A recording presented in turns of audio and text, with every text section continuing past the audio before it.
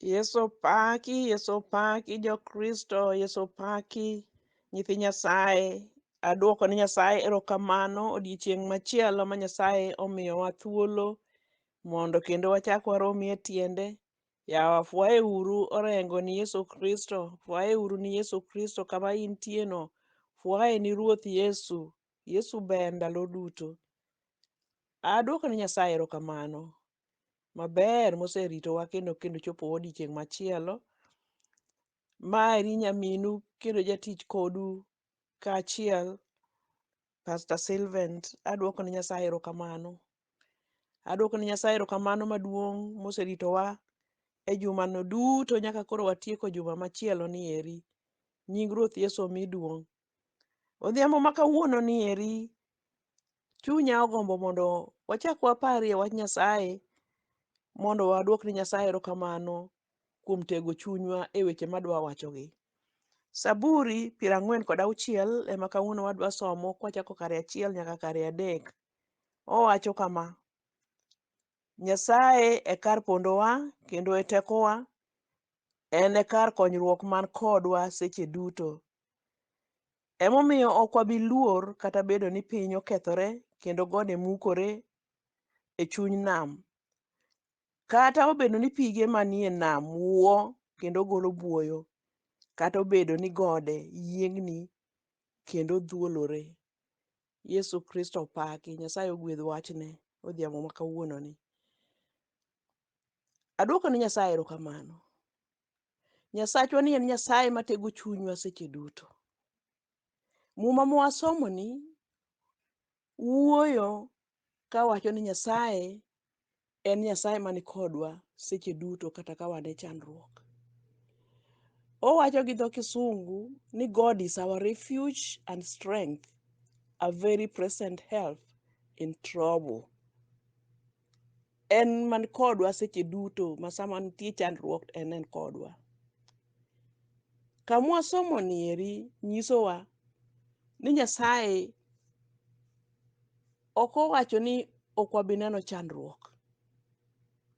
To owacho ni seche ma wan e chandruok mondo wabed kuom Nyasaye machiegni, nikech Nyasaye ni kodwa. Walokre kendo wane Nyasaye. Wayiengre kuom siro ma en Nyasaye. Waring wapondi ohinga marwa ma en Nyasaye. En e kar pondowa, en e tekowa seche duto ma wan e chandruok. Samoro amora ma gik moko timore kama wantie, kata bed mana ni kuonde ma wantie mukore, kata bed mana ni lweny gore, kata bed mana ni chandruok manade manitie, Nyasaye ni kodwa. Oluorowa. Ndalo moro kane pod atin, minwa nopidho gweno moro mane waparo ni lelo. To gweno ni kane onyuol, to en nyithinde nopidhe mabed madongo. Gwen moko olith, winyo miluongo ni olith, ne mayo gi nyithindo.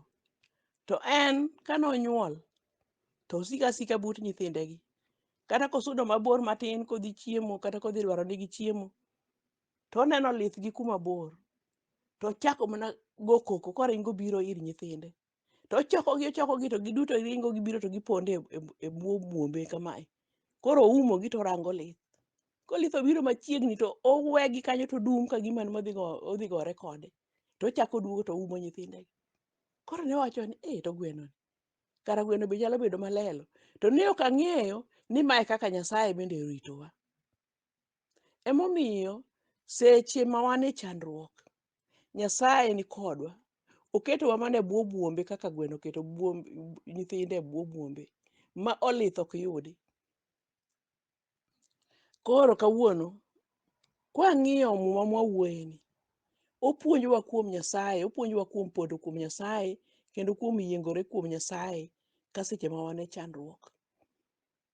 Emomiyo kik wapar ni kwasebedo jo-Kristo to koro chandruok ok yudwa. Seche gi ka koro wan kod chandruok, nikech jasigu Satan dwa mondo temwa mondo ne ane to wadwa moko kuom Nyasaye koso wadwa ringo wawe Nyasachwa ni.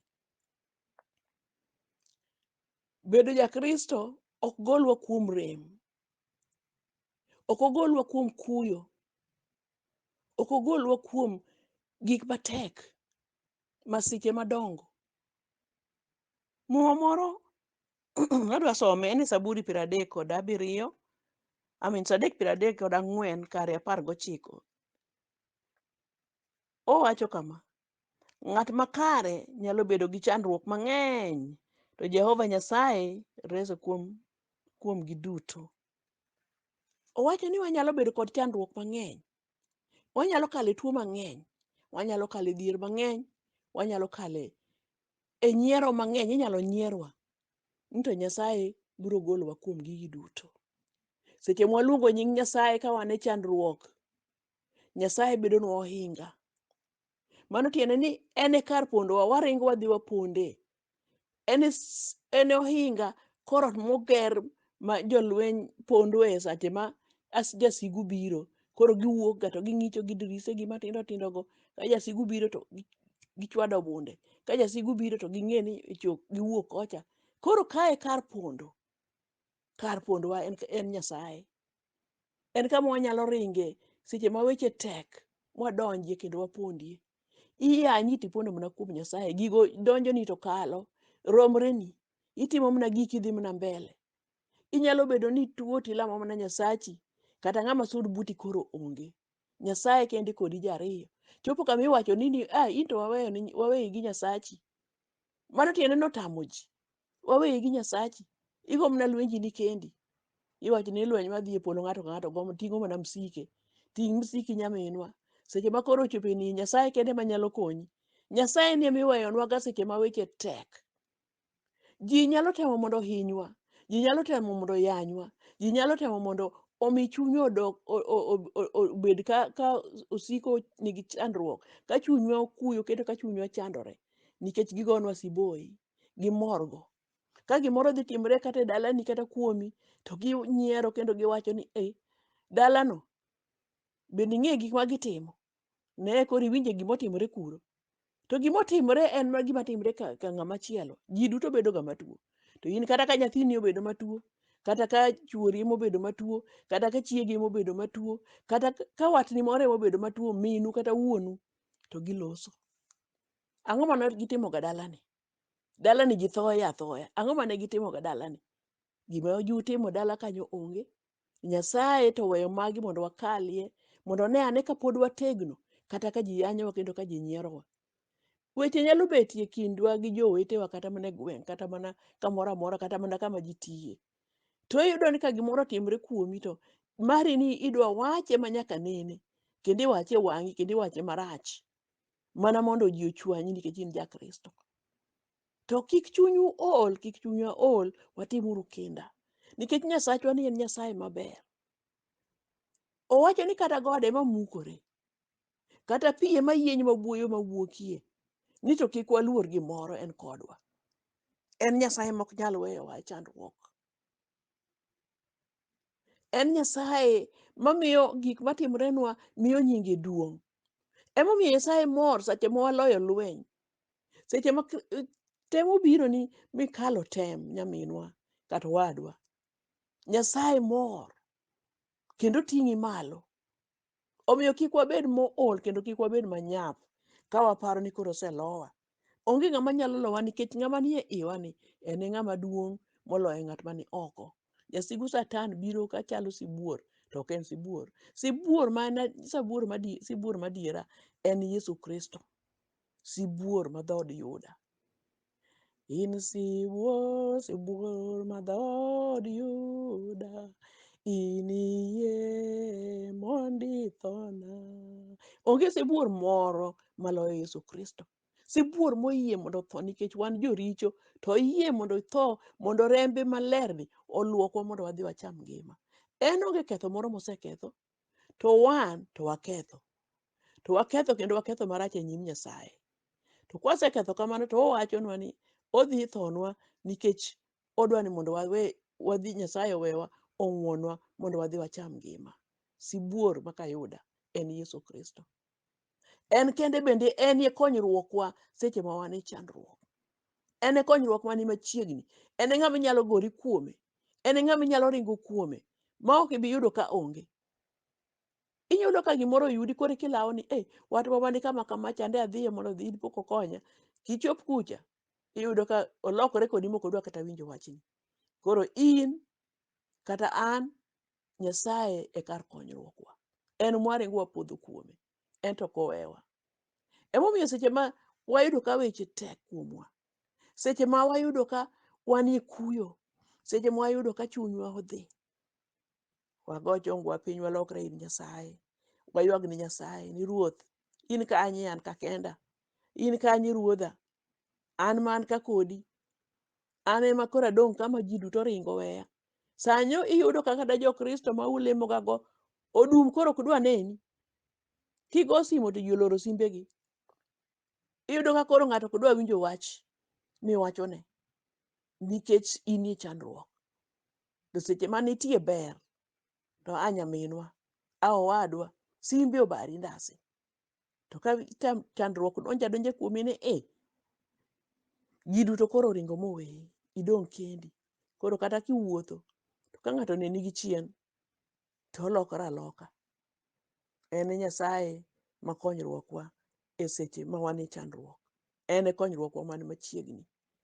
Agone Nyasaye erokamano, wach Nyasaye mondo oti kuomwa, kendo Nyasaye mondo miwa teko ma walamego kendo ma wasigogo kuome. Walamo. Ruoth Nyasaye, waduoko ni erokamano nikech in Nyasaye mani kodwa seche duto, seche ma wan e chandruok. In kende ma ka waringo wapodho kuomi to wayudo konyruok. Seche moko bedo matek ahinya Nyasaye ka wakale matek. Seche moko Nyasachwa chunywa dhi ahinya kendo waneno ka onge kama dwa podhie. To gima ber Nyasaye ni in ok ilokri. In kodwa seche duto, in kodwa ka waneno matek, in kodwa ka chunywa lit, in kodwa ka waywak, in kodwa ka wanie rem, in kodwa sama wachando. Emomiyo Nyasachwa, konywa mondo wayiengre kuomi seche duto ma wan e chandruok, mondo nyingi oyud duong' kendo nyingi oyud pak. Walami e nying Ruoth Yesu Kristo ma Jawarwa. Amina. Let your living waters flow over my soul. Let your Holy Spirit come and take control. For every situation that has troubled my mind, all my cares and burdens unto you I roll. Jesus, Jesus, Jesus.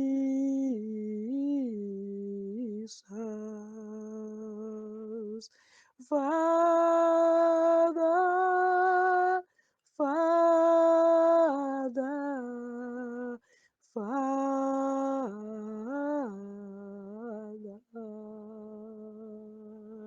Spirit, Spirit, Spirit.